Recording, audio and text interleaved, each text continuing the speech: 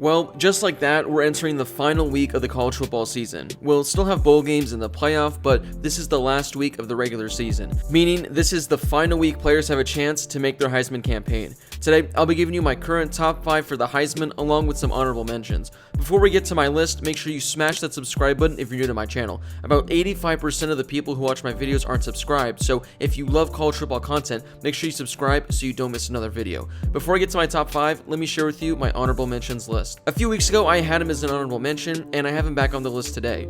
Grayson McCall has been phenomenal for Coastal Carolina this year. He has the Chanticleers undefeated and on the verge of a top 10 ranking. Oh, did I mention he's only a freshman? He's completing 69% of his passes this season for 2,200 yards. He's thrown 23 touchdowns compared to only 2 interceptions. He's been a force on the ground as well, as he's added 500 rushing yards with 6 rushing touchdowns. This past weekend against Troy, McCall totaled just under 400 yards with 4 touchdowns, arguably his best performance of the season. I'm not sure if his name is big enough for voters to put him in their top 10, but he's definitely a name to keep an eye on in the coming years. I wanted to put both North Carolina running backs on here, but I had to pick one. I gave the edge to Javonte Williams, who is having a truly insane year for North Carolina. He has over 1,100 rushing yards in 2020 and is averaging 7.5 yards per carry.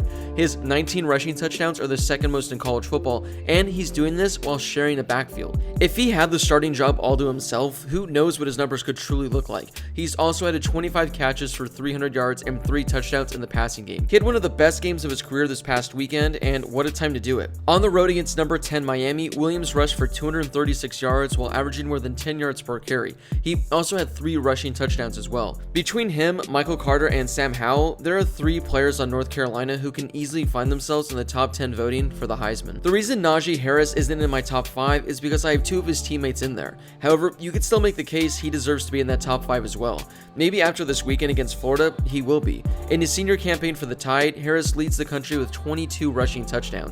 Imagine if he actually played full games. He'd probably have 30 or so by now. He has nearly 1,100 rushing yards and is averaging 6 yards per carry. He's also added 27 catches for 250 yards in the passing game. He had a quiet game this weekend as he rushed for only 46 yards and averaged 3 yards per carry, but he did, however, have 2 rushing touchdowns. As I've said every week, Ian Book has no chance of winning the Heisman because of how much this award is based on stats. If it was based on winning and being a good leader, he'd be a finalist. On the season, Book has thrown for 2,400 yards with only 15 touchdowns. However, he's rushed for nearly 500 yards with 8 rushing touchdowns, making him one of the better dual-threat quarterbacks in the entire nation. He was also pretty damn good in his last game of the season, as he threw for just under 300 yards with 3 passing touchdowns, while adding 50 rushing yards and 2 rushing touchdowns.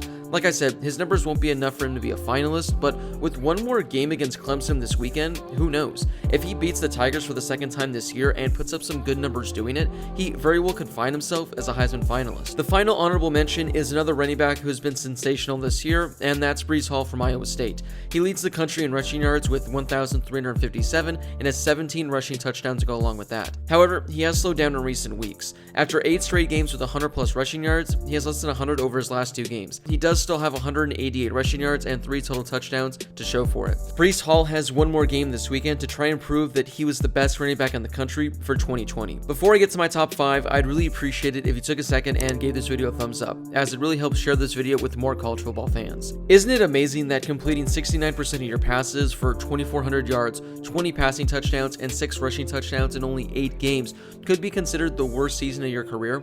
Trevor Lawrence has been exceptional for Clemson this season and likely would have been higher on this list had he played in more games. The future number 1 overall pick missed 2 games due to COVID and has had some other games postponed, which really has hurt his numbers on the year. However, he's still one of the best quarterbacks in the country and has been nearly flawless this year. I said this in my video last week, but I'll say it again in case you missed it. Trevor Lawrence very well could go down as one of the greatest players in college football history to never be a Heisman finalist. That's remarkable, isn't it? The Coastal Carolina loss really hurt Zach Wilson's chances of making any Heisman Trophy push. He's going to finish with one of the best seasons in BYU history, but unfortunately, it just won't be enough for him. Now, there's still a solid chance he could finish as a finalist, but sadly, I think it's unlikely. His year has been remarkable, as he's thrown for 3,300 yards with 30 touchdowns and only 3 interceptions, while adding 8 touchdowns on the ground as well. Wilson responded to his loss nicely this past weekend against San Diego State, as he threw for over 300 yards with 3 passing touchdowns. Some people had a problem with this when he was number 2 in my rankings last week, so there's likely going to be some problems with him being number 3 this week. Kyle Trask has been unreal this season, don't get me wrong. Had he played a 13 or 14 game season, he likely would have set some college football records. He's thrown 40 touchdown passes this season, 10 more than the next closest player. He's also thrown for 3,700 yards too. Those numbers are just insane.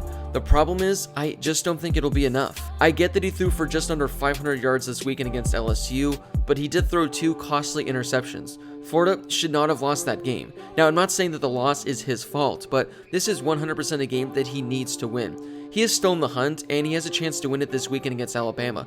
If he can pull off the upset and beat the Tide and put up some really good numbers doing it, I think he could definitely still win. But in all likelihood, he's going to lose this week, which I think will ultimately kill his chances completely. But he's still in the hunt. This next one is likely going to surprise most of you guys.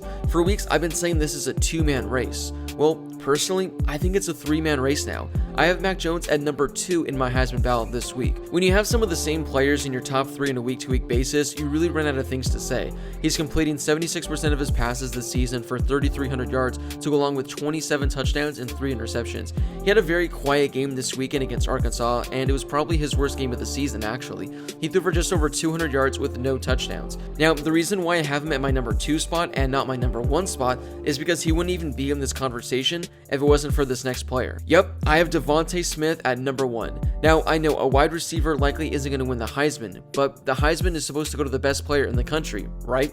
In my opinion, Devonta Smith has been the best player in college football in 2020. Without him, who knows where Mac Jones would be? I mentioned this in my video last week, but the last time a wide receiver was a Heisman finalist was D.D. Westbrook back in 2016.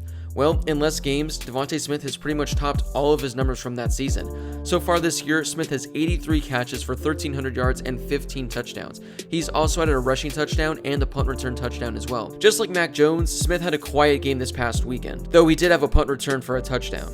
I think that he's going to go absolutely insane this weekend against Florida to add on to his incredible season. Ultimately, I don't think he's going to win just because of how much this has turned into a quarterback award. But he's been by far the best wide receiver in the country this year, and his quarterback wouldn't be anything without him. Oh, and this is also my ballot, so I can give the top spot to whatever player I feel is most deserving. Well, there's my current Heisman Trophy list. What are your guys' thoughts? Drop a comment down below letting me know which player you think is too high or too low, or which player I forgot to mention. Make sure you smash that subscribe button and turn on those notifications so you don't miss my video next week, where I'll be giving you my final Heisman rankings list. Don't forget to give this video a thumbs up if you enjoyed it. As I mentioned earlier, it really does help out the channel. As always, thank you guys so much for watching, and I'll see you all in my next video.